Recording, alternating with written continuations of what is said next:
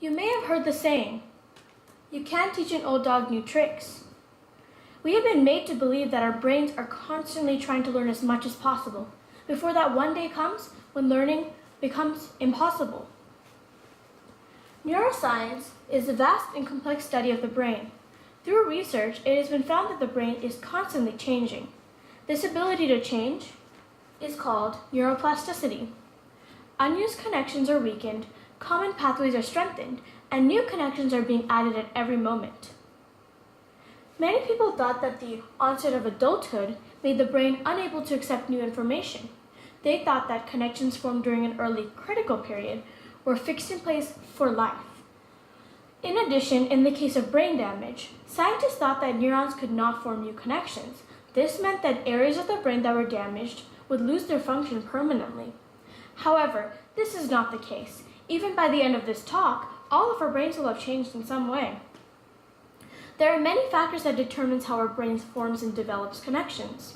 Genetics is one factor, but interactions, experiences, injuries, changes in the environment, and ideas where it's spreading all contribute to how your brain forms new connections.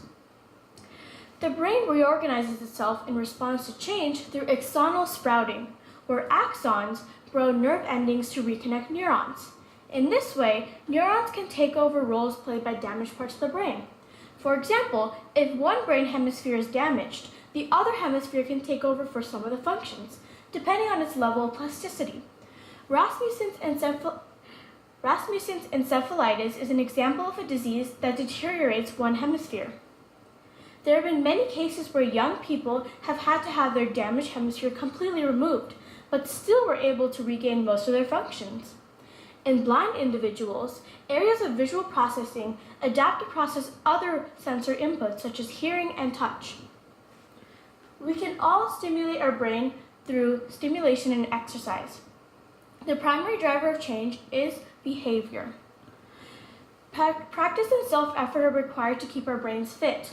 However, it is important to remember that our brain can progress in two ways. It can be positively strengthened with improvements in critical thinking skills and memorization, but it can also be negatively strengthened with bad habits that can form addiction for detrimental things such as drugs and alcohol. It is important to be aware of these habits in order to improve your brain. Now, the simple reason why some people excel in school and others don't is that education has a flaw. It is not by design made to match everyone's needs. Howard Gardner stated that there are at least 8 multiple intelligences. Most schools use the auditory and visual intelligences, which does not work for everyone. Since no two brains are alike, no two methods of learning can be alike. Unfortunately, in today's society, it is nearly impossible to meet everyone's needs, but small changes can gradually lead to a better system. Our brain is not rigid. You have the power to change it.